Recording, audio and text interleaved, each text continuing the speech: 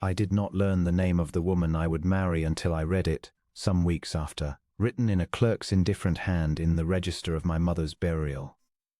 There it stood between the columns ruled for the dead and the living, a small plain entry among the great ones, and I remember that I set my gloved finger beneath it and did not lift the finger away for a long while, as a man will hold his place in a book he cannot yet bear to close.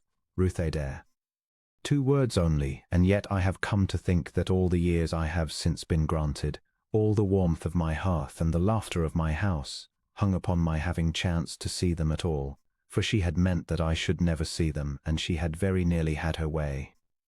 But I am an old man's distance from that morning now, or feel myself to be, and I have learned that a tale told out of its order tells nothing.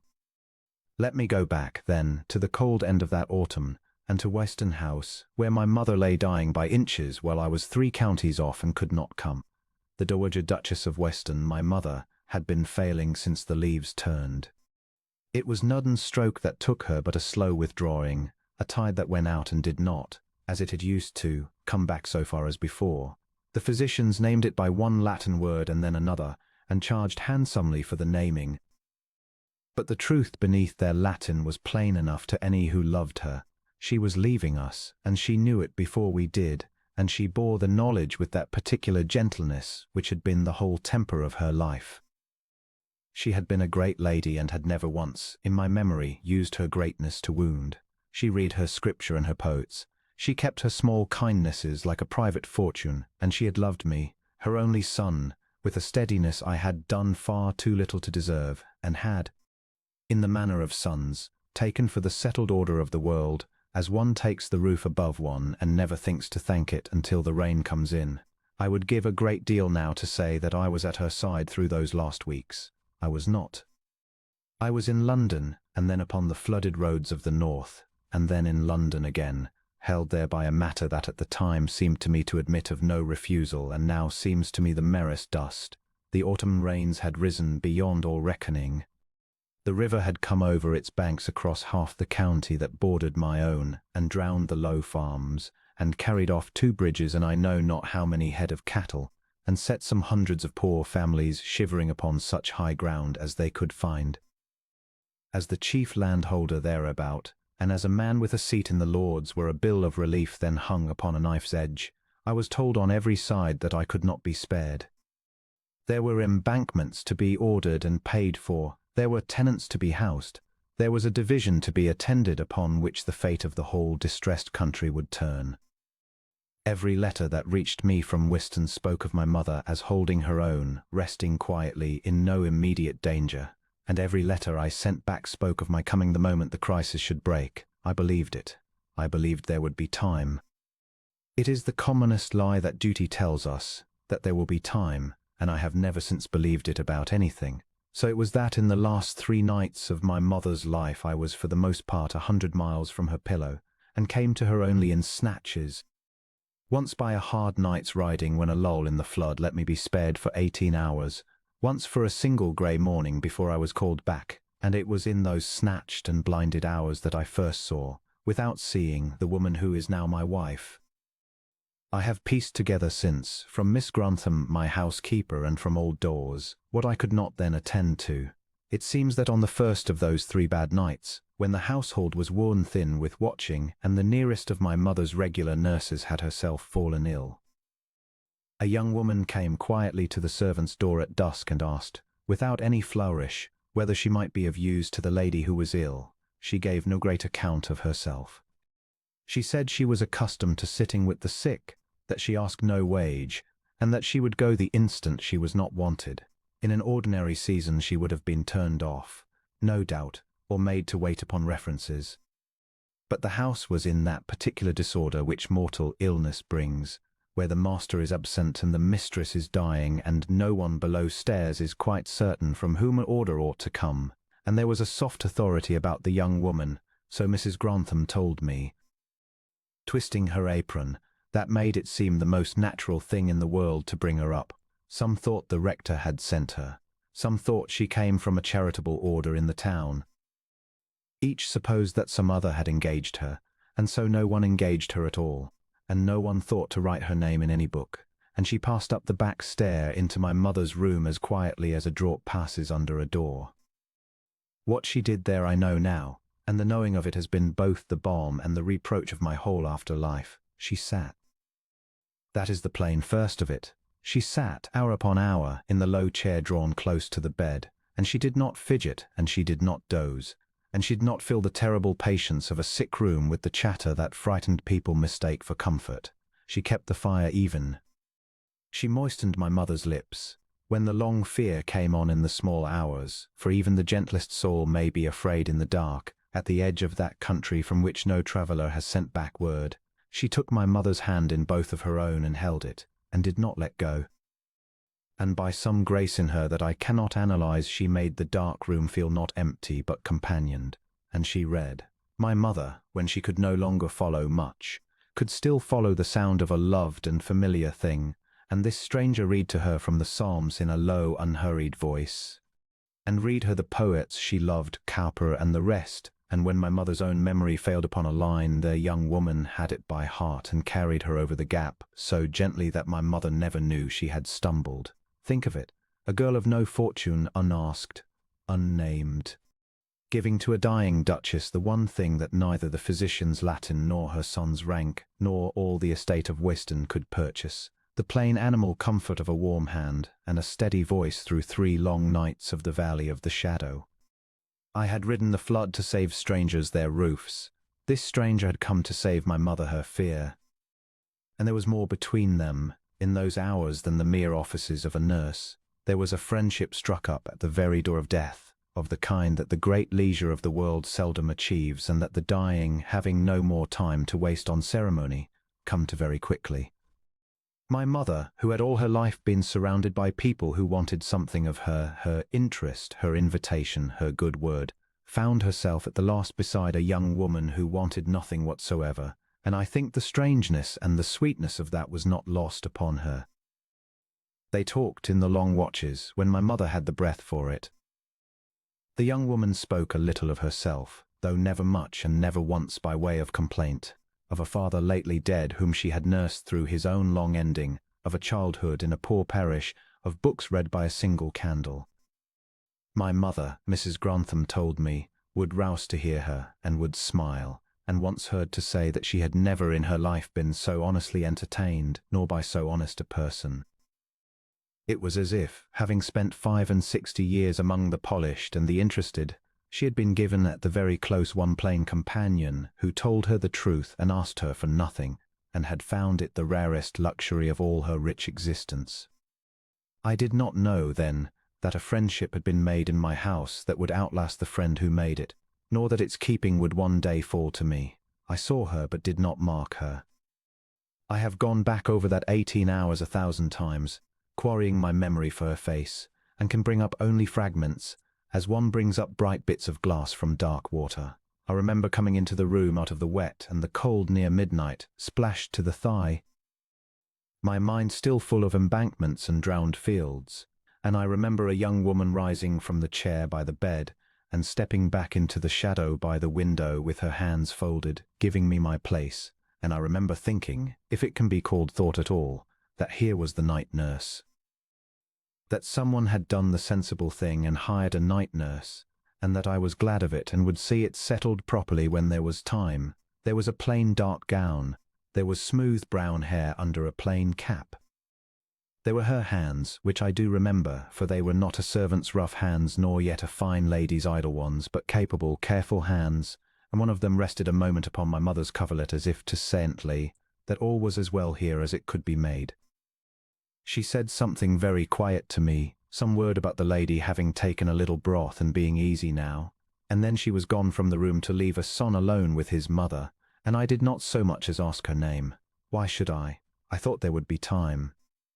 I thought she was a hired thing that the household would account for. I was a man drowning in his own great affairs, and I let her pass me on the stair like water. My mother spoke of her, in the one lucid half-hour that grey visit gave me. She was propped upon her pillows, wasted to the fine essential lines of the girl I had never known her as, And her eyes, when they found me, were full of that untroubled love which I did not then understand and understand, now to have been the nearness of a soul already half over the border. "You must not fret so, Nicholas," she said to me, for even dying she read me like her book. "I am very well tended. I have my girl." I took the words for the wandering of a tired mind, or for some fondness of the servant's making, and I pressed her hand and said yes, she was well tended, and thought no more of it. My girl. She said it again on the last morning, I am told, when I was already gone back to the flood, my girl, as though in the whole failing house there were one person she counted certainly her own, and it was not her son. That is a thing a man may carry to his own grave. I do not set it down for pity. I set it down because it is true, and because I have come to believe that my mother, whose eyes were clearer at the end than any of ours, saw in 3 nights what took me half a year of blindness and pride to see at all. The flood broke on the 3rd day, the division was carried, I was spared at last, and I rode for Whiston through a raw dawn with the reins loose and my heart at last unclenched, telling myself over and over the childish and hopeful thing, that I should be in time. I was not in time. I have kept the memory of that ride precisely because it was the last hour in which I still believed in time. A groom met me at the turn of the avenue before I had so much as seen the house, and he had his hat off already, and I knew before he spoke it. My mother had died a little before 3 that morning. She had gone, they told me, without pain and without struggle, in her sleep as it were, her breathing growing longer and softer and then simply, between one quiet minute and the next ceasing. And she had not been alone.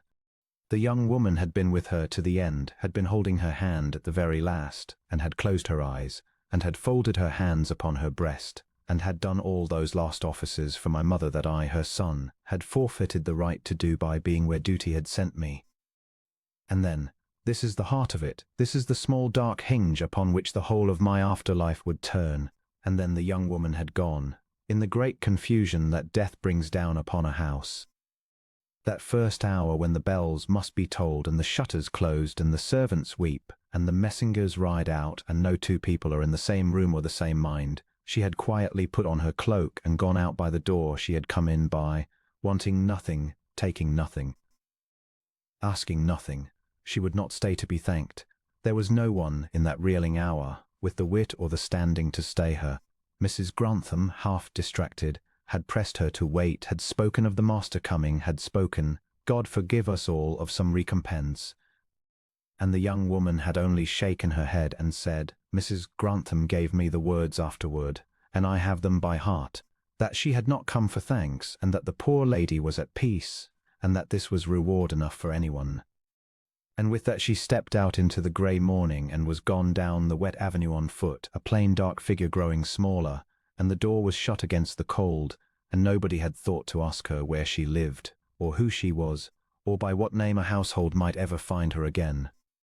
I came into a house of mourning to find my mother tended in death by hands I could not name, and eased in her dying by a stranger I had let pass me on the stair.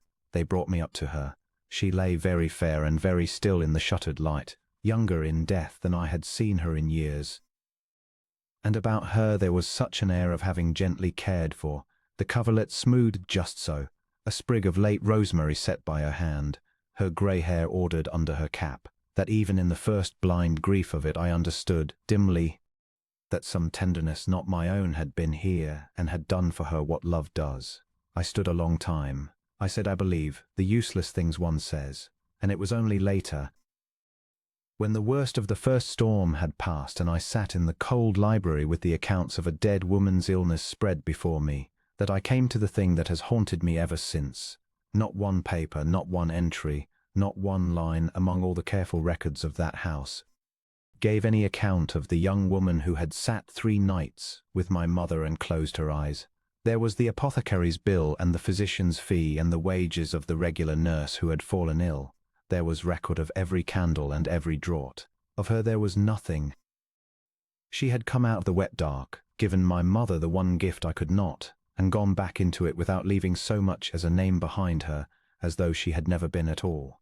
I told myself in my exhaustion that it did not signify, that she was some charitable body of the parish, that the rector would know her, that a word to Mrs. Grantham in a day or 2 would set the whole small matter straight. and that I would send after her whatever a person of that sort might decently be given, and so discharge the debt. I actually thought in those terms, God help me. Discharge the debt, as though what she had done could be weighed out in coin and receipted. I did not yet understand that I had lost something, still less what was I had lost. A man does not always know in the hour which of the day's small unmarked passings was the one that mattered. I had let her go by me on the stair like water, and I had let her go out of the house like water, and I sat there with the useless accounts before me, and did not yet know that the whole current of my life had gone out with her into the grey morning, and that I would spend all the season to come trying to find again the way back to that door. We buried my mother on a Thursday in a hard blue cold that had come down from the north in the night, and set the last of the flood water to ice in the ruts of the avenue. The rains had ended at last, as though the season, having taken what it wanted of me, saw no further profit in them. I remember the extraordinary stillness of that morning after so many weeks of weather, the trees black and dripless against a sky washed clean, the rooks gone quiet. And I remember thinking, with the strange precision that grief lends to trifles, that she would have liked 'tis so fine a day, and that it was the first fine day in a month, and that it had waited until she could not. The parish church of Weston is an old low building of grey stone that has stood among its yews since before my family was great, and my people lie in it generation upon generation, under their worn brasses and their cold marble. My mother had asked, for she had thought of these things, quietly, in the good years, as she thought of everything, that she should not be laid in the great vault beneath the chancel with the dukes, but in the earth of the churchyard, on the south side where the sun came, near the plain graves of the village she had loved. There had been some murmuring at this among those whose business it is to be scandalized on behalf of rank. A Duchess of Weston, they said, in the common ground. But it had been her wish, set down in her own firm hand, and I would have gone against the whole college of heralds sooner than cross it, and so it was done as she had asked. The church was very full. She had been loved, and half the county came, and the tenantry filled the back of the nave and stood in the porch and out among the graves, so that when I walked up behind the coffin I walked between more grief than I had known she had gathered to herself in her quiet life. I saw none of it clearly. I have been at a great many funerals since, and have learned that the chief mourner sees nothing, hears nothing, is aware of little beyond the roaring of his own blood and the dreadful public labor of keeping his face still, and so it was with me. I stood in my pew, and I knelt, and I rose, and I made the responses, and the rector's voice came to me across a great distance, saying the words that are the same for a duchess and a pauper, that we brought nothing into this world, and it is certain we can carry nothing out.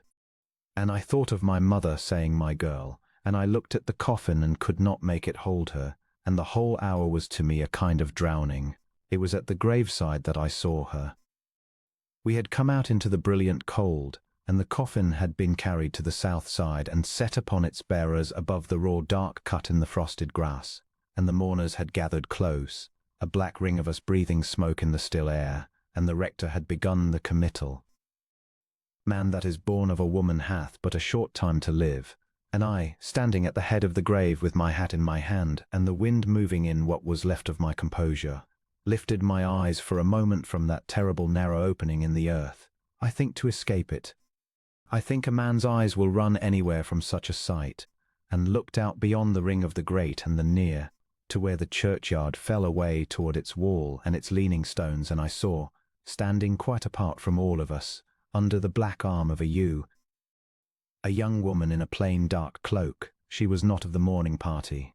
She stood well back, beyond the last of the tenantry, in the place a person takes who has come to grieve, but not to be seen to grieve, who claims no station in the sorrow, but will not be kept from it either. Her hood was down. Her hands were folded before her, and though she was too far for me to read her face across all that frosted ground, something went through me at the sight of her, sudden and certain and wholly beyond my reason, a recognition that had nothing to do with knowledge. For I had seen just that stillness once before, in a low chair drawn close to a bed, a stillness that gave a room its peace. It was she, the night nurse, the stranger I had let pass me on the stair. She had come quietly, over I knew not how many miles of frozen road, to stand under a yew and see committed to the earth a woman she had known for 3 nights only, and to whom she owed nothing, and from whom she had asked nothing, and had then meant to go away again unmarked as she had come. I cannot well describe what that recognition did to me. I was in the middle of the burial service of my own mother. The rector's voice was moving toward earth to earth. My whole duty and my whole grief were fixed upon that grave and that coffin. And yet, from the instant my eyes found her under the yew, I was possessed by a single wild and unmannerly conviction that she must not be allowed to vanish a second time. It rose in me with the force of a thing long damned. All the guilt I had no place to put, all the debt I could not name, all the helpless love I had brought too late to my mother's pillow, gathered itself and flung itself toward that quiet figure at the edge of the ground, as though if I could but reach her, could but take her hand and say the words, some part of what I had failed of might yet be redeemed. It was not reasonable. I have never pretended it was reasonable. I only set down that it was so. I could not go to her then. To break from the head of my mother's grave, before the county, in the middle of the committal, and go striding across the churchyard after a strange young woman in a cloak, the thing was not to be done, and even in the grip of my folly I knew it was not to be done. So I stood, and I endured the rest of it, the dust cast rattling upon the lid, the last blessing, the long dreadful settling of the earth, and I kept her fixed in the tail of my eye the whole while, that dark still figure under the tree, promising myself that the moment the rector said his amen I would be across the grass and at her side before she could stir. The rector said his amen. The ring of mourners loosened and turned and became a crowd, and the crowd became a press, and the press closed upon me. They meant nothing but kindness, every one of them. They came to take my hand, the Lord Lieutenant and the bishop's man and my mother's old friends and the tenants with their hats crushed in their fists, and each had his word to say, his I grieve with you, your grace, his she was a saint, madam, and each word was a hand upon my arm and a body between me and the wall of the churchyard, and I could not with any decency thrust them off. I answered them, God knows how.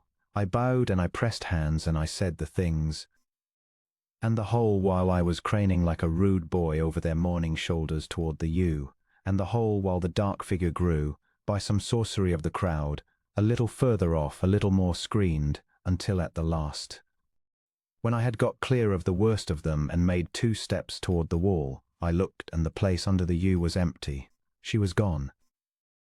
There was only the black tree and the frost and the leaning stones, and beyond the wall the white road running away empty between its hedges, and no cloak upon it, near or far. She had done it again. She had slipped from me as water slips from a closed hand, and this time I had seen her go, and could not follow, and the seeing was the worse. I asked, when I could ask without seeming to run mad, whether any had marked her, the sexton, the bearers, the tenants who had stood nearest the wall. 1 or 2 had. A young person in a dark cloak, they some alone and on foot, keeping to herself. She had stood the whole service without stirring, and gone the moment it was done, out at the little south gate that gives upon the meadow path. None knew her. None had spoken to her.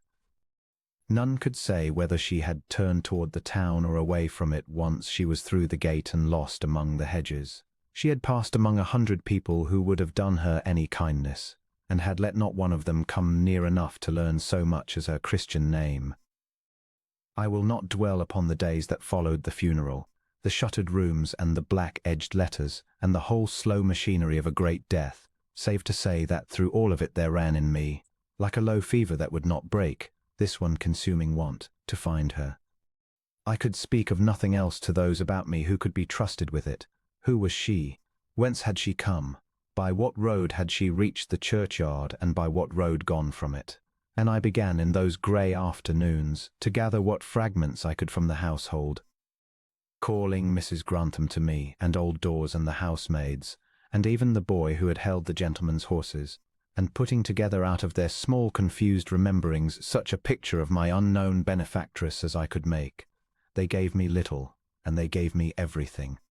Mrs. Grantham, weeping into her apron, could tell me only that the young woman had been gentle-spoken and low-voiced, that she had a way of moving about a sick-room that made no sound, that she had taken nothing offered her, not so much as a supper below stairs, but had eaten a little bread standing as one who did not mean to be beholden. She had worn always the same plain dark gown. She had smooth brown hair. She was, Mrs. Grantham thought, perhaps 25, though it was hard to say, for she had the settled quiet of an older woman upon her. She had spoken once of a father lately dead, and of nursing him, once of a poor parish, never of where that parish lay, nor of any family living, nor of any place she might be found. She had come out of the dusk on the first night, and gone into the dawn on the last, and between she had scarcely left my mother's side. But it was from Dawes, my mother's own old man who had waited on her 40 years, that I had the thing that has never since left me. He came to me stiffly one evening, turning his hat, and said that there was a matter he thought I ought to know, and that he had hesitated only because he did not wish to give me pain, and yet thought the pain, if it was pain, was of a kind I would rather have than not. In the last days, he said, when her Grace could no longer bear much company, and would send even her son's messengers away, she would ask always for the young woman. She would not settle without her, and more than that, Dawes lowered his voice here, as men do over the words of the dead. More than that, her Grace had spoken of her warmly, and often in the little lucid spaces of those last hours, not as a servant nor a nurse, but as one speaks of a friend long known, had said once, Dawes was sure of it, that this was a young woman, a rare young woman, and that it was a hard thing she should have so little in the world when she gave so much of it away, and had said on the very last evening, holding the young woman's hand in hers, some words that Dawes had not been meant to hear and would not have repeated, but that he thought I ought to have them, that she was glad, my mother said, that Nicholas would not be quite alone. I made him say it again, that Nicholas would not be quite alone. He did not know what she had meant by it, nor, he said, had the young woman seemed to know, for she had only pressed the dying hand and said nothing. But I have thought upon those words 1,000 times since, and I believe my mother, whose eyes were clearer at the last than any of ours, had seen across the little distance left to her something that none of the rest of us could see, had looked at that quiet stranger tending her, and at the empty place beside her son's hearth, and had joined the two together in her mind with the strange, sure prophecy of the dying, and had gone out of the world content in a thing that had not yet come to pass, and that I had not the smallest notion of. And there was more, though the more was only a promise of more.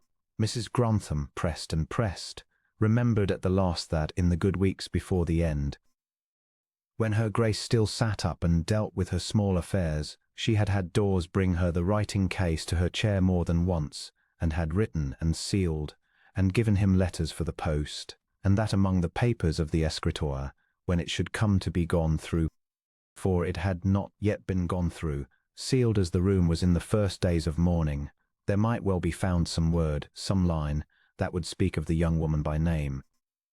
My mother had used the writing case in those last weeks. Mrs. Grantham was sure of it, more than her small correspondence seemed to account for, and once, coming in with the broth, had seen her Grace fold something quickly and smile, and had thought nothing of it then.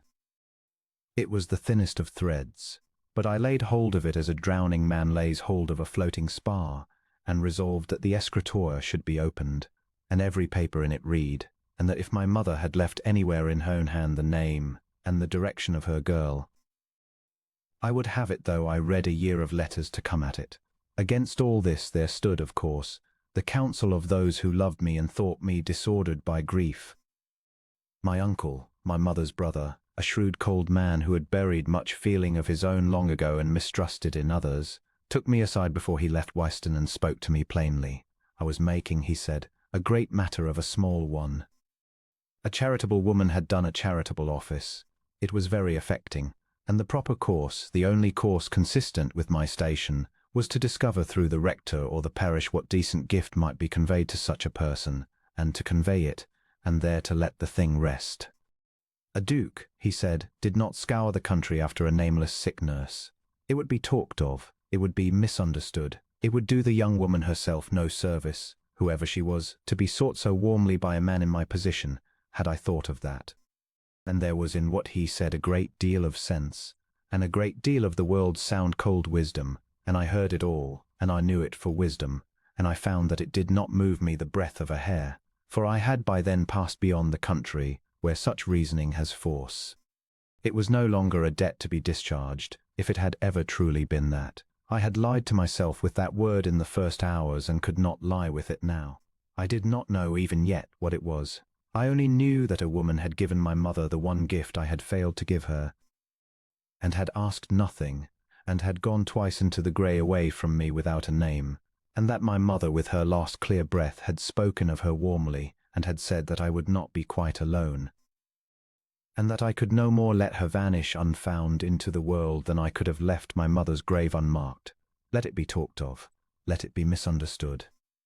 I had spent my whole life doing the correct and measured thing, the thing that would not be talked of, and had by it come 100 miles too late to my mother's pillow, I would not be measured in this, and so, when the house was quiet again and the lost black carriage had rolled away down the avenue, and the county had gone back to its dinners and its gossip, I set myself to the search in earnest, with such wretched little in my hand to begin it as I have set down here.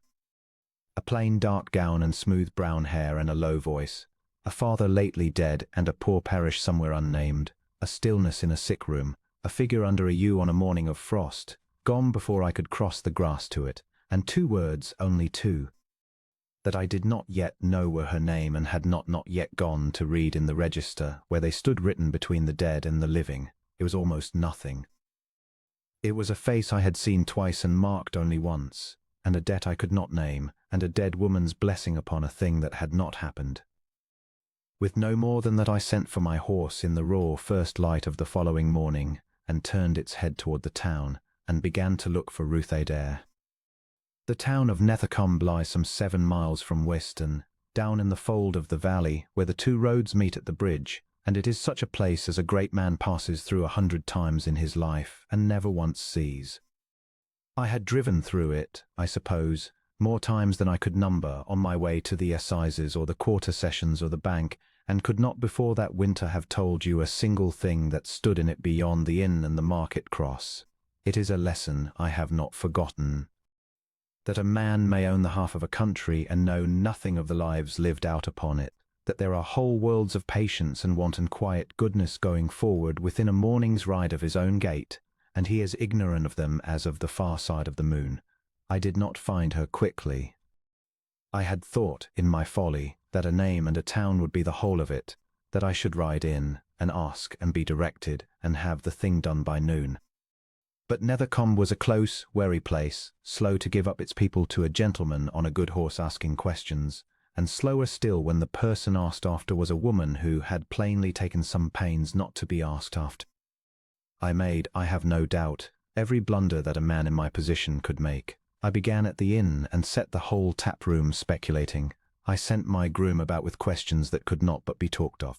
I applied at last, when cleverness had failed me, to the curate of the parish church, a mild, overworked young man named Peverell who kept the living for an absent rector, and it was he, once I had got past his very natural alarm at being waited upon by a duke, who told me at last, plainly and with a kind of protective reluctance, what I had come so far to learn. Ruth Adair was the daughter of his predecessor. Her father had held the curacy of Nethercombe for near 20 years, a learned gentle man of no preferment and less money, who had married late, buried his wife early, and raised his single daughter upon Greek and Scripture, and the thin stipend of a parish that could barely keep him in coals. He had died the spring before mine did, after a long wasting illness through which Mr. Peverell was at some pains to make me understand this. His daughter had nursed him single-handed, sitting up with him night upon night to the very end, there being no money for a nurse and no near kin in the world to share the watch. And when he was gone she was left, at 24, quite alone. No mother, no brother, no fortune, nothing but her father's books, which she had mostly sold, and the goodwill of a parish that loved her and could do little for her, and the small hard courage of a person who has learned that she must make her own way or go under. What she had made of that way was the thing that stopped my breath in the curate's cold little parlour. She might, he said, have gone for a governess. She had the learning for it more than most, and he had himself pressed 2 or 3 such places upon her. She would not. She had found, in the nursing of her own father, that she had a gift for the sick room, a steadiness, a patience, a want of fear at the bed's edge that most people, however kind, simply have not got, and she had turned that gift, quite deliberately, into her whole manner of living. She went where there was dying to be done. When word came, as in a country parish it always comes, that some Paul lay bad in an outlying farm or a cottage down a lane, and the family worn out with watching and no money for a proper nurse, Ruth Adair would put on her cloak and go, and sit for as many nights as it took. She took no wage.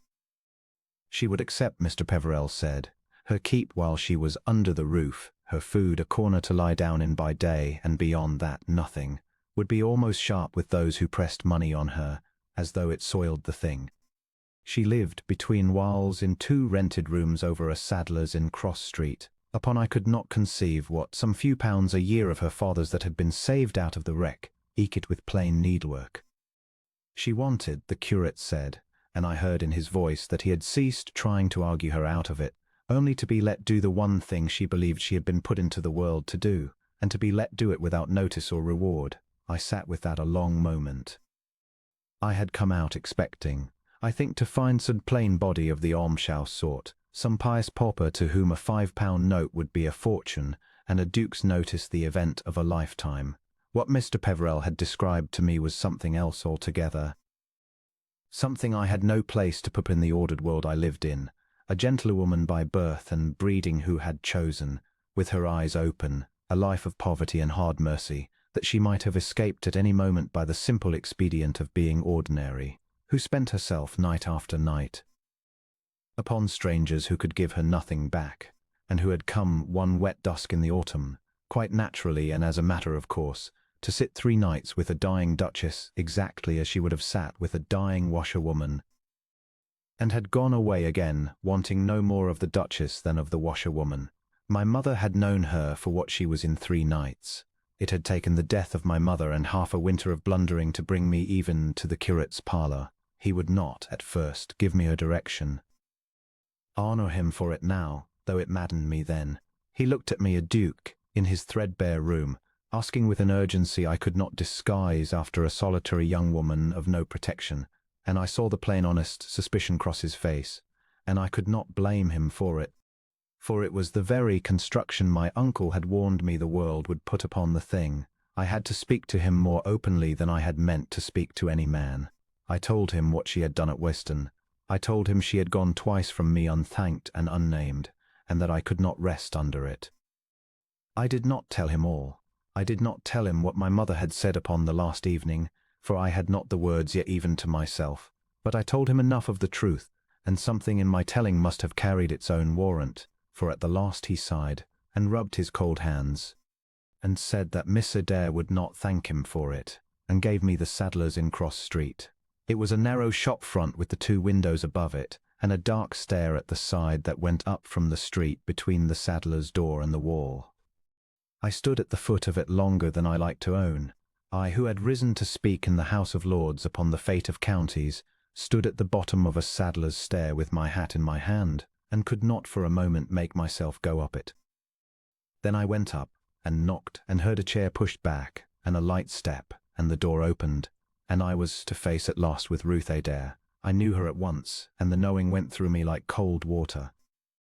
It was the stillness, before it was anything of the features.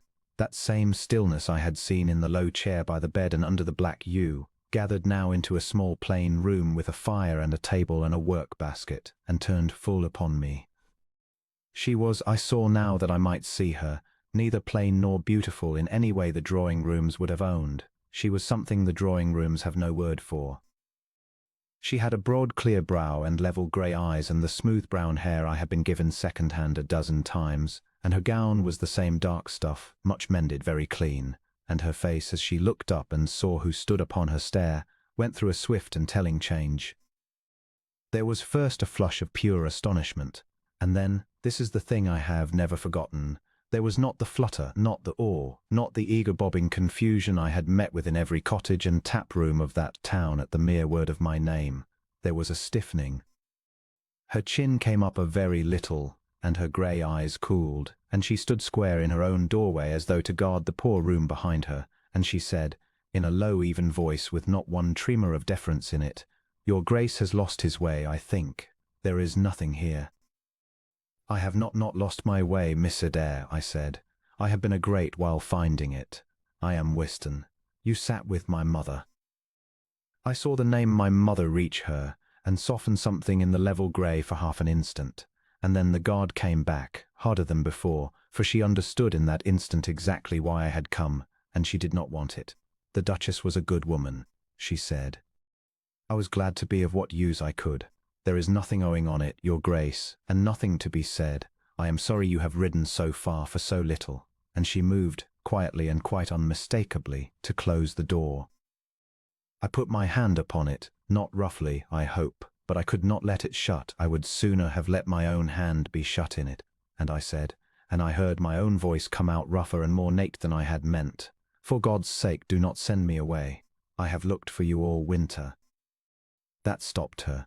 She did not open the door wider, but she did not close it. She stood holding it, looking at me with those steady eyes as though she would read the truth of me through, and I stood and let her, and I dare say she saw more in that minute than I have shown to any soul in years. I had come prepared in my clumsy grandeur to be gracious. I had a purse in my coat, God forgive me, and a little speech got by heart about gratitude and recompense, and every word of it had gone to ashes the moment she said there is nothing here in that proud level voice. And I stood before her with nothing left, the plain fact of my need, which was the one thing I had not meant to show and the only thing that moved her. "You had best come in," she said at last, "since half of Cross Street is watching your horse. But I will tell you now, your grace, before you cross my door, that if you have come to pay me I will not take it, and if you have come to thank me I would rather you did not, and if you have come out of pity for a poor woman, in 2 rooms you may keep that also, for I do very well, and I asked you for none of it." And she stood back. And I came in, and she left the door open behind us the width of a hand for propriety, I understood, and for her own plain protection, and I honoured her for that too. We were a strange pair in that small room, I have no doubt, the Duke of Weston filling the low doorway in his riding coat, and the curate's daughter in her mended gown standing very straight by her cold table, neither of us sitting, for she had not asked me to sit, and I had not the presumption to do it unasked in her house, and I, who had governed my face for 30 years, found that I could govern nothing in it now, and told her so, told her, in broken enough fashion, that I had not come to pay her, that I had understood before ever I climbed her stair that what she had done was not a thing to be paid for, that I had come because I could not bear that the one person who had eased my mother out of the world should have gone from for it a stranger to me, and that I had one thing to ask of her that had nothing of money in it, and that she alone in all the world could give. "And what is that?" she said, wary still, but the wariness gone quieter. "Tell me how she died," I said. "I was not there. I was 100 miles off upon the flood, and I came too late by 3 hours, and no one can tell me. No one who was in the room can tell me whether she was afraid at the end, or whether she was in pain, or whether she spoke, or whether she—" And there my voice failed me altogether, and I stood in a poor woman's parlour and could not finish, I who had buried her before the whole county without a muscle stirring in my face, and here the whole of her changed. The guard went out of her like a held breath let go.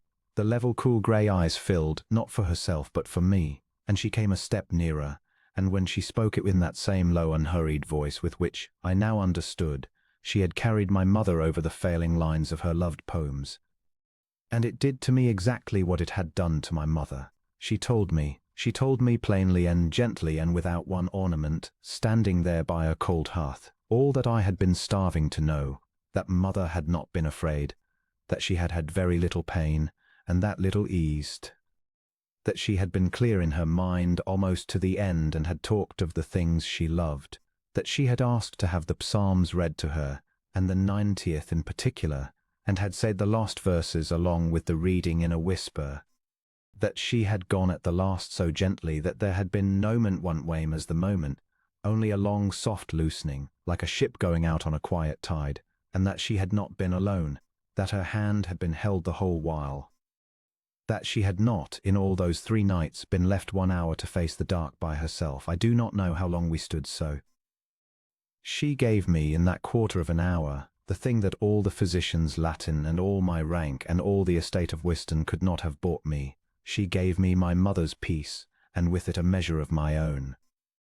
I had carried the not knowing like a stone in the chest since the groom met me at the turn of the avenue, and she took it from me with a few plain true words in a shabby room, asking nothing, wanting nothing, giving it as she gave everything, freely and without notice.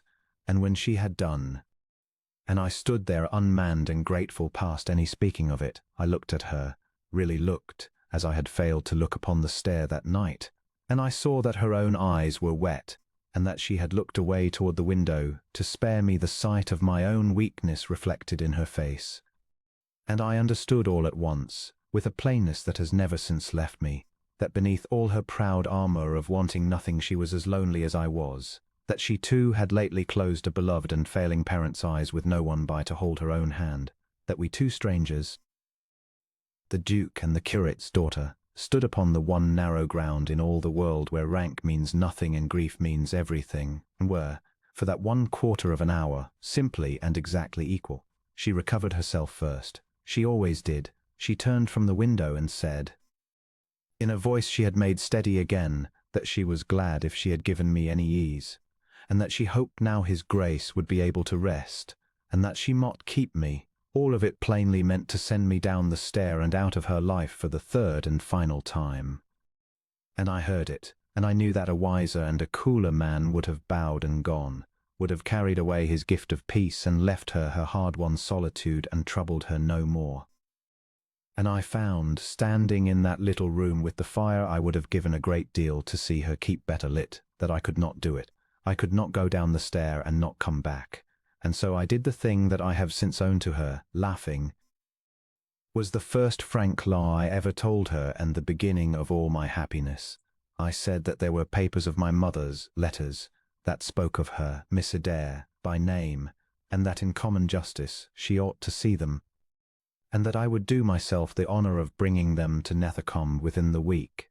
The letters were real, as it happened, though I had invented them at the foot of her stair before ever I knew whether they existed. When I came home that night and went through the boxes in my mother's own cabinet, the little rosewood one that no hand but hers had opened in 20 years, I found among the last of her papers 3 separate mentions of the young woman who came to nurse the widow Hartley and the miller's boy, and at the very last herself, and one of them in the failing spidery script of her final autumn, said only, A sat with me again. She reads better than the chaplain and asks for nothing, which is the rarest of the virtues and the one I have never had. I read it standing at the cabinet with a candle, and I laughed aloud in the empty room, and then I found that I was not laughing, and I understood that my lie had been truer than my truth, and that I had a real errand now, and might go to Cross Street with a clear face. I went within the week, as I had said. And then I went again, upon another pretext, and then upon another, and I will not pretend to you at this distance that I did not know what I was doing. A man of 35 who has sat in the Lords and managed a great estate does not deceive himself for very long as to why he contrives 3 times in a fortnight to have unavoidable business in a town 7 miles off that he had passed through blind for 30 years. But I deceived myself a little, because it was necessary, because Ruth Adair would not for one moment have suffered a suitor, and would have shut her door in the face of a great man come courting.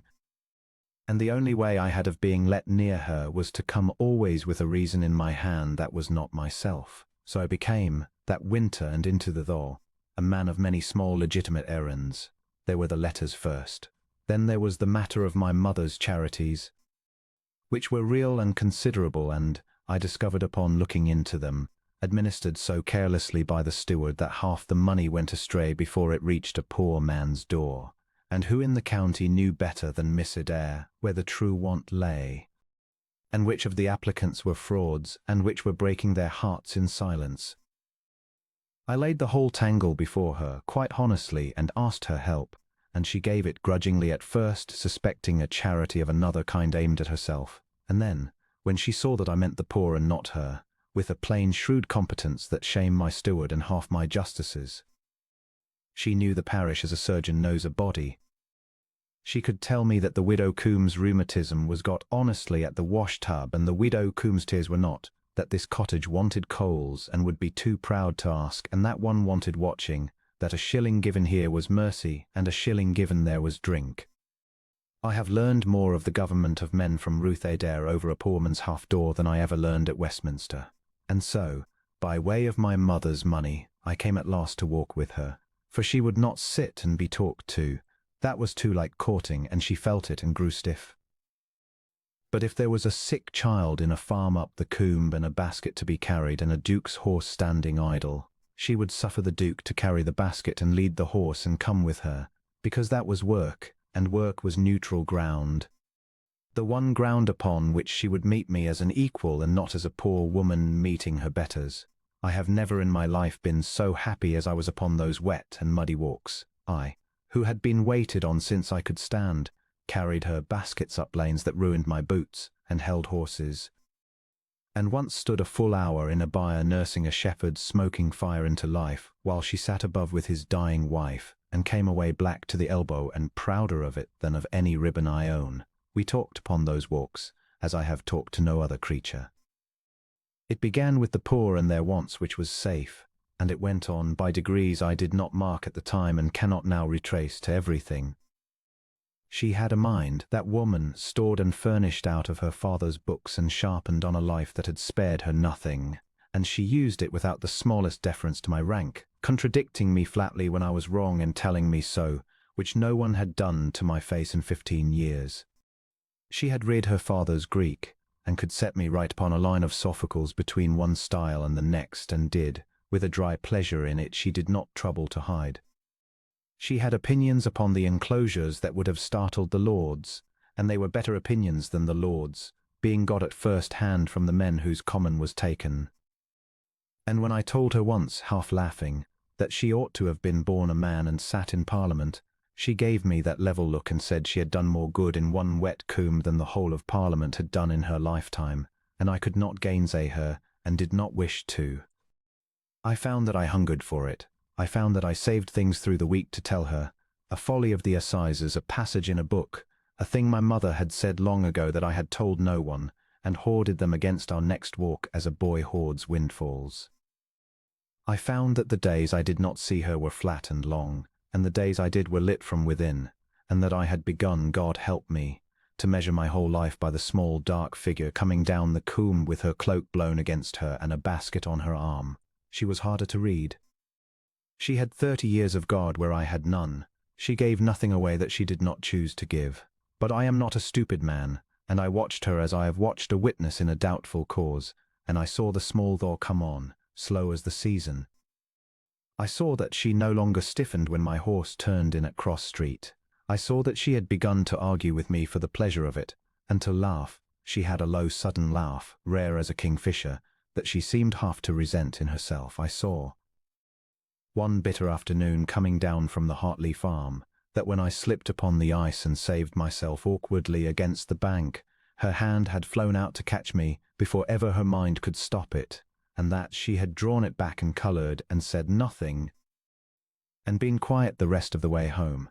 And I understood, with a leap of the heart I had no right to, that the lonely woman I had seen under all her armour that first evening had begun, against every dictate of her hard, clear judgment, to care for the lonely man, that she had let me matter to her, and that it frightened her far more than poverty or dying ever had, because poverty and dying she knew how to meet, and this she did not. It was she who first spoke the shadow aloud, for she was braver than I. We were sitting, she had at last let me sit, in the plain parlour with the door a hand's width open, over the accounts of the coal charity, and I had said something, I forget the words, something warmer than the accounts warranted, and she laid down her pen and looked at me full, with the level grey directness that always went through me, and she said, "Your Grace must let me speak plainly, because there is no one else to do it, and you will not do it yourself. You do not love me. You think you do. But you are a man who has lately lost his mother and been very much alone, and I am the woman who was with her when she died, and you have made me into something in your mind that has more of your grief in it than of me. It is not me you cannot do without.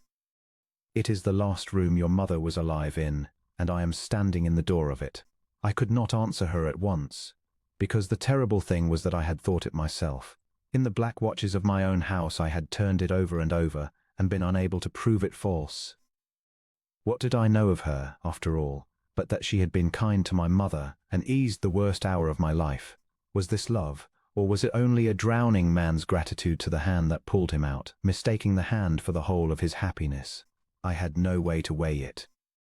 I had been so long shut up in myself that I distrusted every warm thing that rose in me, suspecting it as a miser suspects a gift. I have asked myself that same question, I said at last, and I cannot swear to you that you are wrong.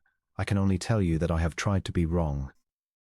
I have stayed away, you did not know it, but I have stayed away a week at a time to prove to myself that it was only the grief, and that a week's absence would cure it, and every week it was worse, and not for my mother's sake, but for yours. For the plain one of your voice and your quarrelling and your laugh. If it is gratitude, Miss Adair, it is the strangest gratitude that ever kept a man awake wondering whether you had coals enough, angry at a shepherd for keeping you out in the wet, and jealous, God forgive me, jealous of the dying, that they have you and I have not. She heard me out, and I saw it move her, and I saw her set herself against being moved. That may all be true, she said low, and still be no marriage. Hear me, your grace, for I know my own case if I know nothing else. I have made a life. It is a poor hard life, and it is my own, and I hold it in my own two hands and owe it to no one, and there is not a soul on this earth who can turn me out of it or shame me in it or take it from me, because I have kept it small enough that no one wants it, if I let you lift me out of it. And you could, you have only to put out your hand. I should be lifted into a world where I am nobody and nothing, a curate's daughter set up above her station for a whim, and every soul in it would know it and say it, and I should have to bear their faces at your table for the rest of my life. And the day would come, it must come, when the grief had worn itself out, and you woke and saw me plainly, a plain poor woman past her first youth, and knew that you had married the nurse out of sorrow, and I would sooner die in these 2 rooms, your grace, than see that knowledge come into your face across a breakfast table. I will not be any man's consolation. I will not be the kind thing a great man did in his grief. I would rather keep my own poverty and my own name. There was nothing I could say against it that did not sound like the very thing she feared, and so I said little and went home, and that was the first of the bad nights. I lay awake in the great bed in the house my fathers had held for 200 years, and I turned her words over and could not break them. Every argument I raised for myself she had already raised and answered. If I loved her truly, then to marry her was to ruin her peace and set her among people who would wound her daily. And if I did not truly love her, but only clung to her out of grief, then to marry her was a worse cruelty still. There was no door out of the reasoning that did not open upon her harm. And I understood, lying there, that she had thought it all through long before I had, in the cold clear way she thought of everything, and had already, in her own mind, sent me away for my good and hers, and that only her wretched kindness, which could not bear to see a creature suffer, had kept her from doing it outright, for she had named the thing that the world, too, had begun to name, though from the other side. My uncle Sir Marcus, my mother's brother and the nearest I had to a father since my own died, had got wind of it, how I never learned. A great man cannot ride to a town 7 miles off 3 times a fortnight without it being counted and weighed in every drawing-room in the county, and he came to Weston on purpose, and sat with me after dinner, and told me, with the rough kindness of a man who had dandled me on his knee, that I was making myself the talk of 3 counties. Did I know, he asked, what was said? That the Duke of Weston, who might have any woman in England, was dangling after a pauper nurse in a saddler's garret, that grief had turned my head. That there were 3 earls with marriageable daughters who had as good as been given to understand, and here he named names and a family, and a young lady I had met twice and could not have told you the colour of her hair. It was time, he said, and past time that I married, the succession, the estate, the name, and there was Lady Cecilia, well-born, well-dowered, handsome bred to the place from the cradle, who would grace my table and give me sons and never once make a duchess's tenants blush for her. A man in my position, Marcus said, does not marry where he loves. If he is so unlucky as to love low, he marries where he ought, and is grateful afterward for the ordering of the world that spared him a worse folly. I sat and heard him, and I loved him. And every word he said was the word the whole of my world would have said, and I could not answer it. because the horrible truth was that I did not know whether it was worldly wisdom or worldly cruelty, and I did not know whether what I felt was worth the wreck of everything ordered and expected that Marcus laid before me, or whether Ruth herself was right, and it was only my grief wearing her face. I had two people I trusted in the world, and one of them told me it was folly and the other told me it was grief, and both of them, being honest, might be right. And between the two of them I was ground very small. I did the coward's thing. I stayed away, not to cure myself this time. I had given over pretending that, but because I did not know what I had the right to offer her, and would not go to her with an empty hand and a divided heart and ask her to give up her hard, safe life for a man who could not himself be sure he loved her, rather than his own sorrow. 3 weeks I stayed away, and told myself it was for her sake, which is the excuse of every coward since the beginning of the world, and in the 3rd week the word came, as such words come sideways and too late. Mr. Peverell wrote to me, a stiff, careful note, as of a man doing a duty he found distasteful, to say that he thought his Grace would wish to know that Miss Adair was gone from Nethercombe. There had been the fever in the low cottages by the river, the bad autumn fever that came up out of the wet ground every few years and carried off the weak, and she had gone down among it as she always went, and had been these 10 days nursing in the worst of it. In the Dawkins hovel, where 3 lay sick at once and no other soul in the parish would set a foot for terror of the contagion. And now, the curate's pen had pressed hard here and blotted. Now it was being said in the town that Miss Adair herself had taken the fever, that she had been 3 days on her feet past the point where she should have lain down, being the only nurse those wretches had, and that she had gone down at last herself, in that same poisoned cottage, with no one to nurse the nurse, and was very bad. I do not remember ringing the bell, nor giving the order, nor anything of the next hour, until I was on the Nethercombe road in the dark with the rain coming level off the coombe and my horse's neck black and streaming under my hand, riding as I have never ridden in my life. 3 weeks of cowardice and a lifetime of ordered folly all beating in me to the one word, that I had stayed away to spare her, and might come, as I had come to my mother, 3 hours too late. The Dawkins cottage sat low by the water, and I smelled the fever before I saw the door, that sweetish sick smell of a sealed room, where illness has been breathing a long while against shut casements. There was a light in it, one poor light. I had ridden the 7 miles in something under the hour, past caring for the horse, and I flung the reins over the broken gate-post and went in without knocking, and stood a moment blind in the low reek of the place, while my heart went on like a hammer against a wall. There were 3 of them in the one downstairs room, on pallets on the earthen floor, and a woman of the parish, old Sukey Ford, sitting by the hearth with her apron over her face for wariness, and none of them was Ruth. I heard myself ask where she was in a voice I did not know. And Sukey started up and bobbed and pointed at the ladder to the loft, and said the young lady had been carried up there 2 days since when she could no longer stand, that they had not liked to leave her among the sick below, and that the doctor had been once and shaken his head, and gone, having 30 of them to see between the river and the town, and no more physic than would salt an egg. I went up the ladder. I have gone up to the Lords to hear a great cause decided, and up the aisle at my father's funeral, and I have never in my life climbed anything as I climbed those 6 rungs, knowing that at the top I should learn whether God had let me come in time or had served me as he served me with my mother, who was cold before my hand touched the latch. She was alive. That was the first thing, and for a long moment it was the only thing, and I stood with my head and shoulders up through the trap, and simply looked at her breathing and could not go further.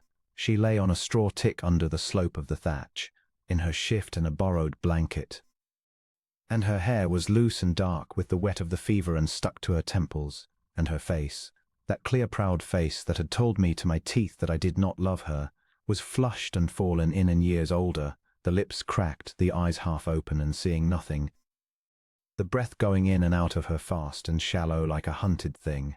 She did not know me. She was somewhere far down under the heat of it, talking, a low continual murmur that had no words in it that I could catch, save once my mother's name, and once, I thought, a line of the Greek she had set me right upon at the stile, running it over and over as the mind will run in a fever upon the last clear thing it held. I came up into the loft and knelt down by the tick, and I took her hand, which was dry and burning and light as a bird, and I said her name, and she did not hear me. And I, who had been a duke since I was 9 years old, and had never in my grown life been at a loss for what to command, knelt there in the straw with her hand in mine and did not know how to save her, and was more afraid than I have ever been of anything. I did not stay helpless long, for Teremi turns very fast to action, and action was the one comfort I had. I sent Suki Ford's grandson running through the dark for the doctor and would take no refusal. I sent to Nethercombe for the vicar's wife, who had some skill. I had my own man, who had followed me down, ride back to Wyston and rouse the household and send for Dr. Hale from the town, who was the best man within 30 miles, and whom I would drag from his bed by main force if I must. And then, having set all my great machinery in motion, there was nothing left in the world for me to do but the small thing, the only thing, that any poor woman in that parish could have done as well, to sit by her in the straw and cool her face and wet her lips and be there. So I did what she had done for my mother. I sat with her. I sat with her all that night and would let no one take my place, and I bathed her forehead with vinegar and water out of a cracked basin. And when the shivering came on her and her teeth went, I put my own coat over the blanket and held her hands in mine to still them. And when the murmuring rose to something like distress, I talked to her, low, steadily, of anything, of nothing. Of the coombe in spring and the poor she quarrelled over, and a folly of the assizes I had saved to tell her 3 weeks gone and never told, and whether she heard a word of it I cannot say, but the murmuring would ease. Toward the dead middle of the night she was very bad, and her breath so fast and shallow I thought each one the last, and the doctor came at last and did his little and looked at me across her and would promise nothing, and I sat on through it, past the doctor, past the Var's wife's whispered urging that I take an hour's rest, past everything, into the grey, and in the grey, an hour before the light, the fever broke. It went out of her all at once, the way it does, in a great drenching sweat that soaked the tick, and her breath lengthened and slowed, and her face, under my hand, went cool.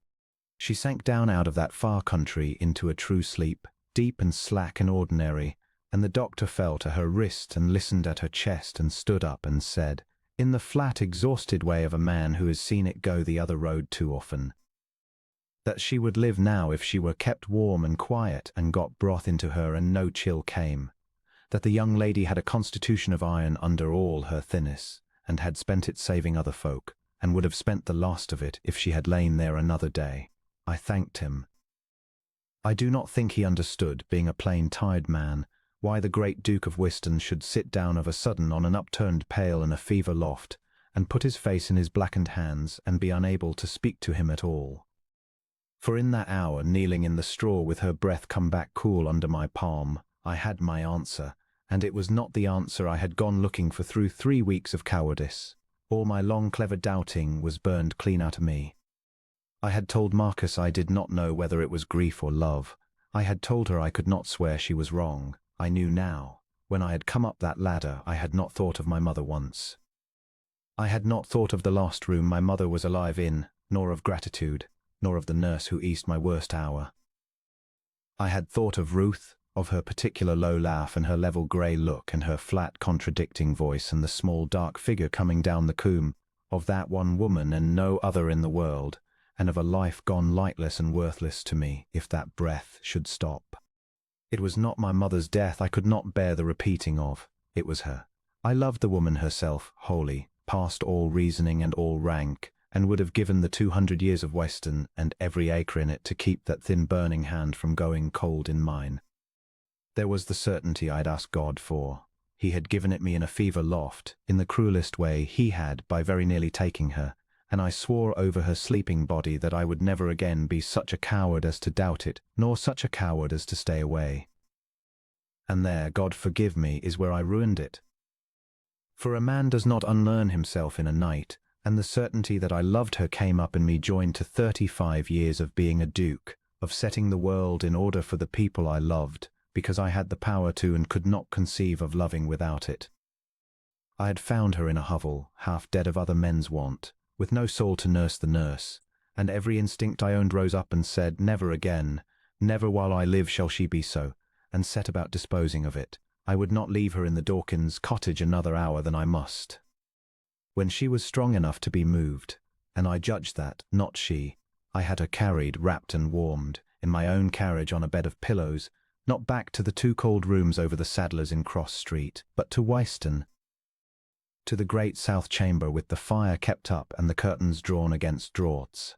And I installed Dr. Hale in the house with orders to attend her and no other patient, and set 2 of the maids to sit with her turnabout, and had broths and jellies, and I know not what carried up in a procession, and sent to the town for every comfort that money could drag out of it.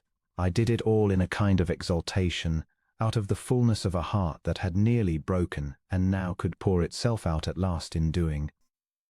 And I never once stopped to ask myself how it would look, waking, to the proudest woman in England, to open her eyes and find herself a pensioner in the very house she had refused to be mistress of, carried there without her leave, ordered and tended and disposed of like the most cherished of my mother's charities. She was 3 days too weak to do more than lie and let it happen, and I mistook her weakness for consent, which is the error of every powerful man who has never in his life been at another's mercy. I sat with her when they would let me. I watched the strength come back into her by inches, the sense into her eyes, the old level look, and I was so glad of it, so drunk with the simple sigh of her mending, that I did not read what else was gathering behind that, as the fog cleared from it, the slow taking in of where she was, and how she had come there, and at whose hand, and what the world would make of the nurse carried off to the Duke's own house, to be nursed in a great chamber with the Duke sitting by her bed. On the 4th day she was well enough to be propped against the pillows and take her broth by her own hand and refuse the maid's help with it, and I could no longer keep it in me. I had meant to wait. I had meant to be wise and slow, but she was there, and living, and looking at me with her own eyes again, and the 3 weeks of cowardice and the 1 night of terror, and the whole flood of what I had learned in the fever loft came up, and over every wise resolution I had made, and I sat down by her and took her hand off the counterpane and told her. I told it badly.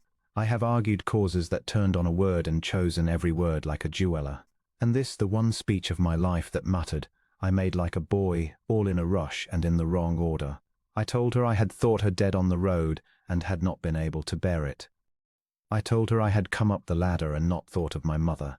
I told her that I knew now, past all doubting, that it was herself I loved and had been a fool and a coward not to say so months since.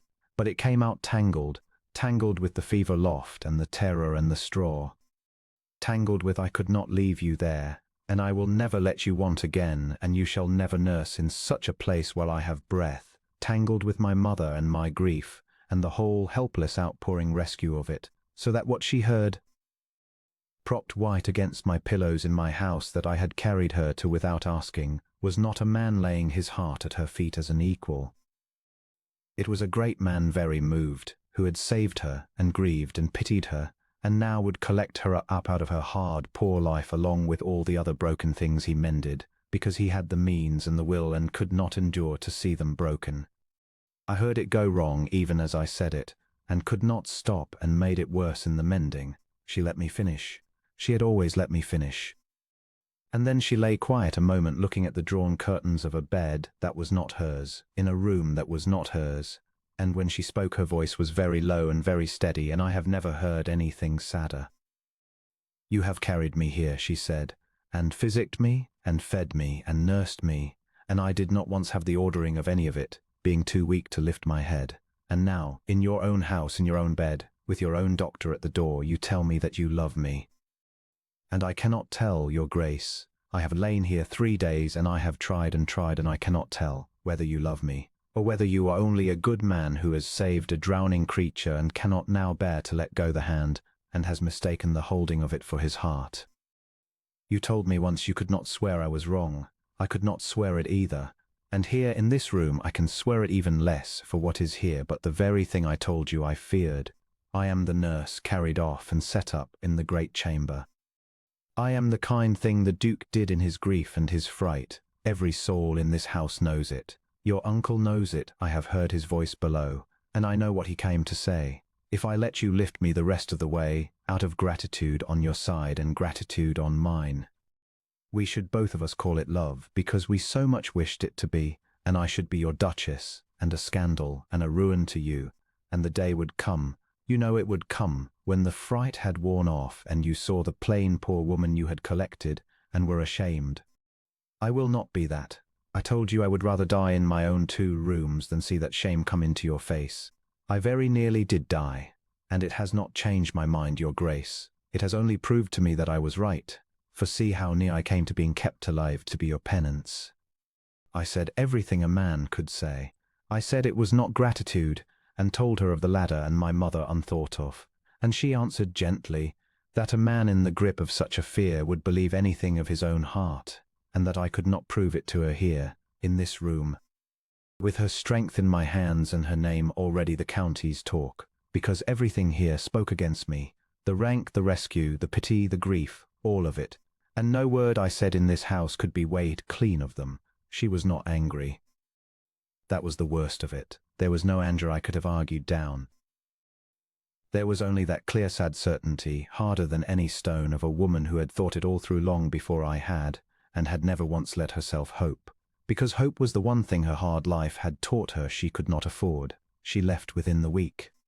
I could not in decency keep her, and she would not in pride be kept an hour past the day she could stand and dress and walk to the door on her own feet. She would take nothing, no carriage, no settlement, no comfort. She let me lend her the gig only as far as Cross Street and no further, and gave it back at her own door. She thanked me at the last for my care of her, in the level voice she would have used to any stranger who had done her a service, and that thanking was the cruelest word she ever spoke to me, for it set me outside, among the strangers, among the great folk who did kind things and were thanked and sent away. And then she went up her own dark stair to her own 2 called rooms and shut the door that no duke's hand could open, and left me standing in the street I had ridden to her a fortnight since, understanding at last, with a completeness that was almost peace, exactly how thoroughly I had undone myself, that my rank and my rescue and my very love, poured out all wrong, had every one of them worked against me, that she would never believe it words, in my house or out of it, so long as words were all I had, and that if I meant to have her, I must find some way, I did not yet know what, to prove to that proud, unbelieving heart that it was love, and love alone, and nothing of gratitude or grief or a great man's need to mend the world, or I must lose her for good and go back to the lightless life she had, all unknowing. First shown me was lightless. I did not go after her for a fortnight, and it was the hardest fortnight of my life, and the most necessary. Every hour of it my whole nature cried out to send the carriage, to write, to ride down and stand at the foot of the saddler's, stare and refuse to leave it. And every hour I held myself back, because I had learned at last that all my going and sending and refusing was the very thing that condemned me. A man cannot prove he loves a woman by overwhelming her. That was the language of rank, and rank was precisely what she would not hear me in. If I meant to reach her, I must first put down every weapon I had ever been given, the horses, the haugter, the open hand that mended broken things, and come to her with nothing at all but myself, which was the one possession I had never in my life had to make do with, and did not know the worth of. And in that fortnight, sitting alone with her refusal going round and round in me, I remembered the letter. I must go back a little to make it plain. In the first black days after the funeral, going through my mother's escritoire with Mrs. Grantham at my elbow, I had found among her papers a sealed packet directed in her own failing hand to my son Nicholas, to be given him when I am gone. I had held it and turned it and set it down again unopened, and I had done that not once but a score of times across the winter, for I could not bring myself to break the seal. While it lay sealed she had, in some fashion, one word more to say to me, and I could not bear to spend it. It was the last of her, and I hoarded it as a starving man will hoard the final crust past all reason, dreading the hour after it was gone. So it had lain in the drawer of my writing table through the whole of my blundering courtship, through the fever loft and the great south chamber and Ruth's leaving, unopened, unspent, while I chased up and down the counter a certainty I already held in my hand and had not the courage to read. Now, in my extremity, having nothing left, I took it out and broke the seal. It was not long. My mother had never wasted words, least of all at the end when each cost her so dear.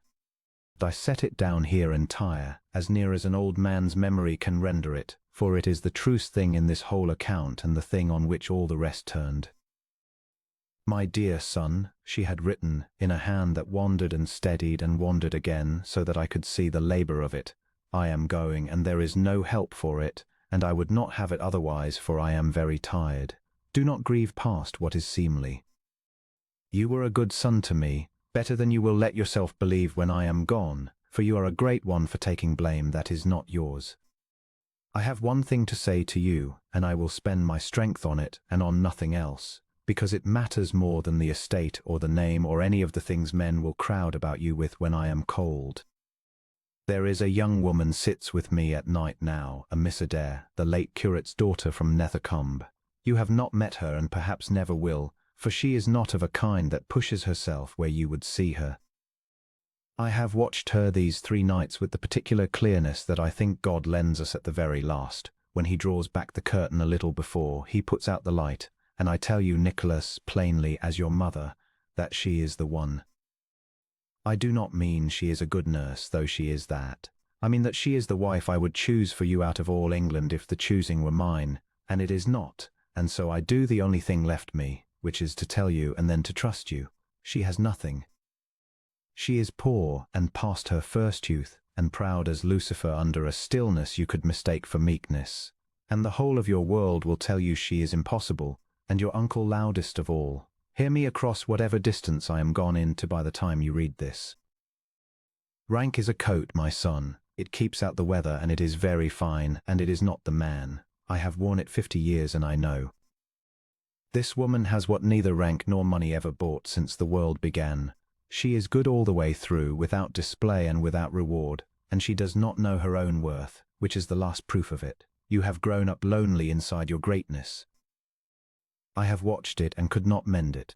She could. Do not let your grief for me, when it comes, dress itself up and pretend to be love, for that would be an insult to her, and she is far too clear-eyed to be taken in by it, and do not, on the other side, let pride or the world or your good cold uncle cheat you of her, for that you would repent every day you had left.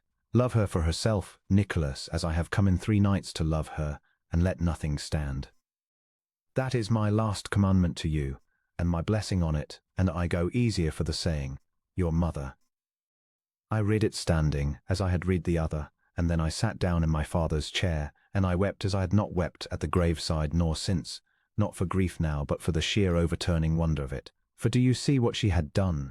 She had written it before ever I knew Ruth's name. She had written it while I was 3 counties off upon my flooded roads, before the funeral, before the ewe, before the register, and the curate's parlour, and the muddy walks, and the fever, and every blundering step of the road I had come. My grief could not have coloured it, for she wrote it before there was grief. My gratitude could not have shaped it, for she owed Ruth the gratitude, not I, and she had spent it not in thanks, but in clear cold judgment, weighing the woman as a jeweller weighs a stone and pronouncing her, out of 50 years of knowing the world, the finest thing in it. Here at last was the one witness in all the earth that Ruth could not gainsay, not the man who loved her and might be deceived in his own heart, but the dying woman who had nothing to gain and no fright to cloud her, who had looked at Ruth Adair across the little distance left her and chosen her for herself, for her own plain worth, and set her hand to it in the dark.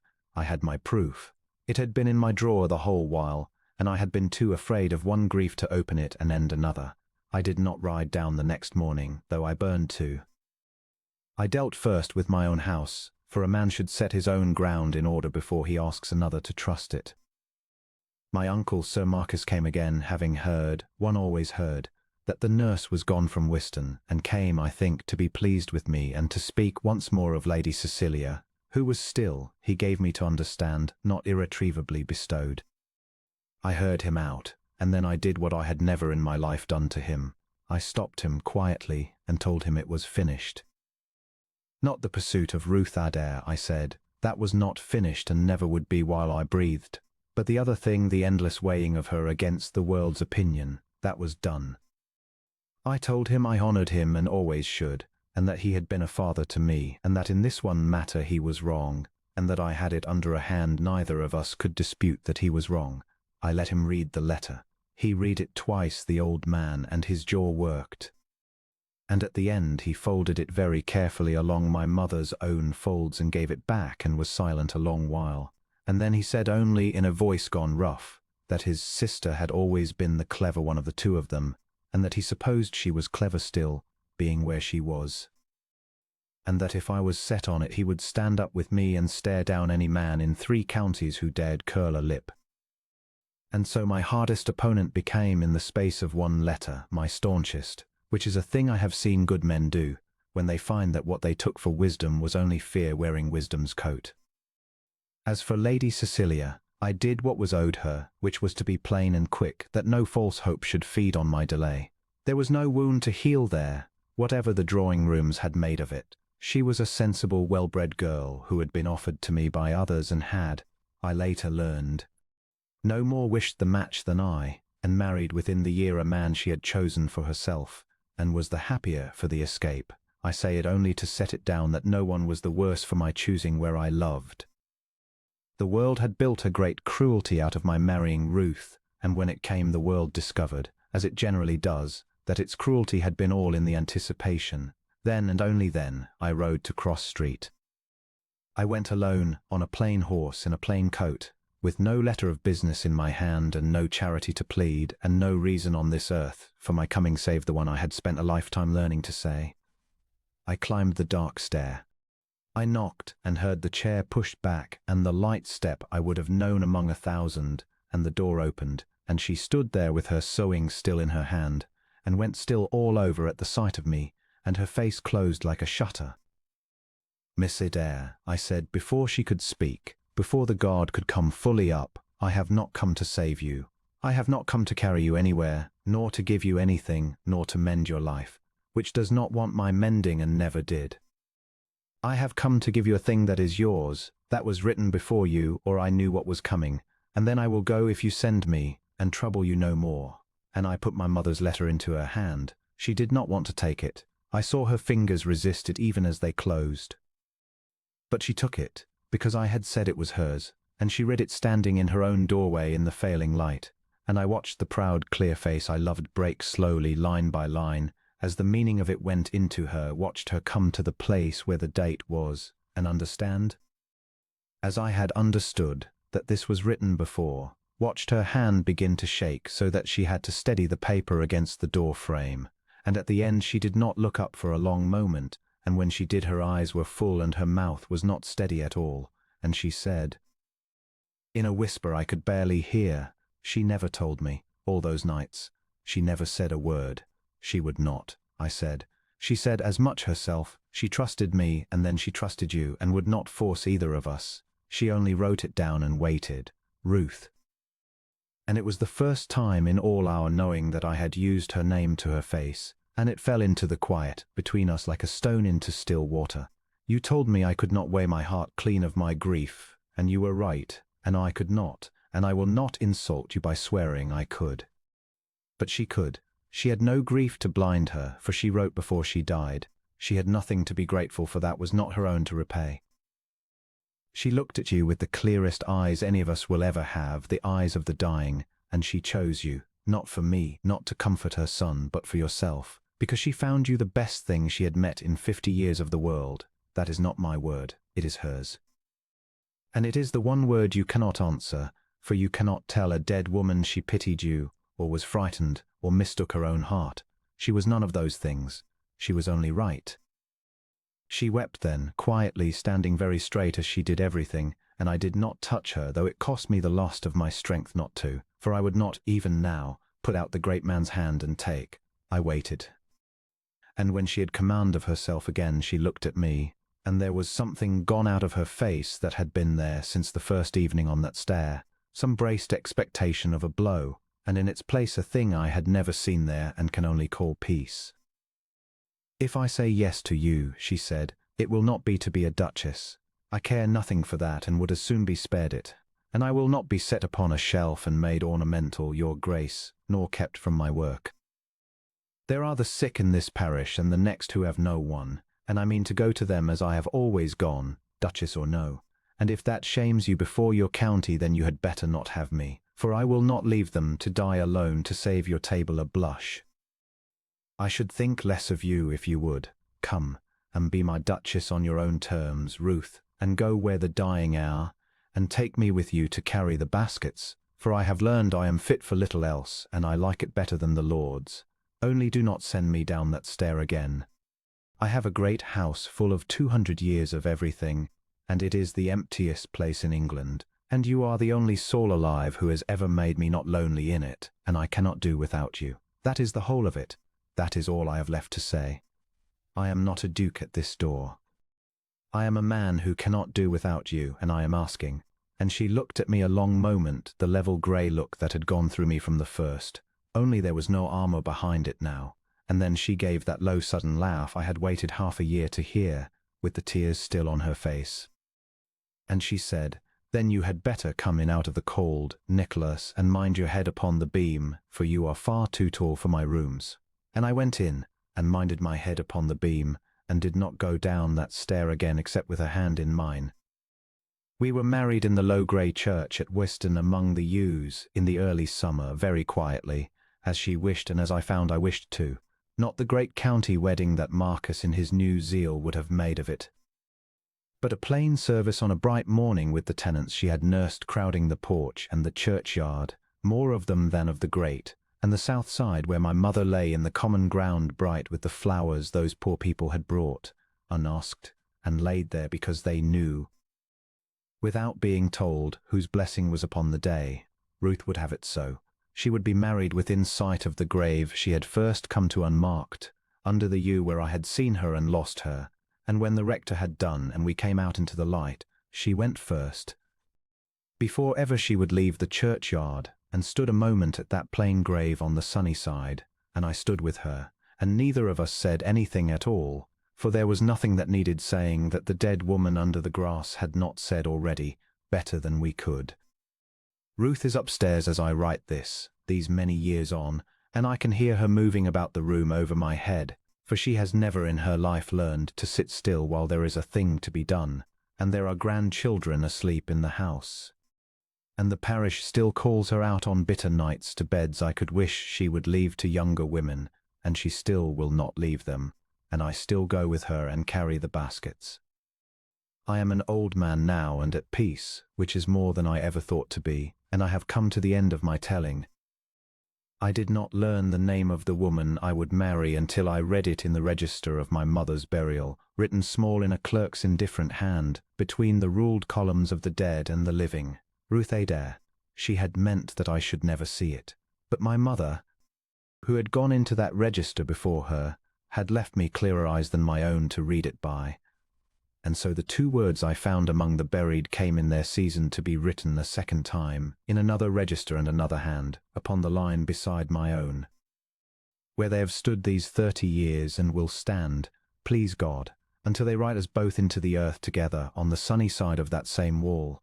I thank God for it, night and morning. And I thank her, my mother, who saw with the eyes of the dying what the living could not, and who reached out of her own grave to give me unasked the whole warm blessing of my life.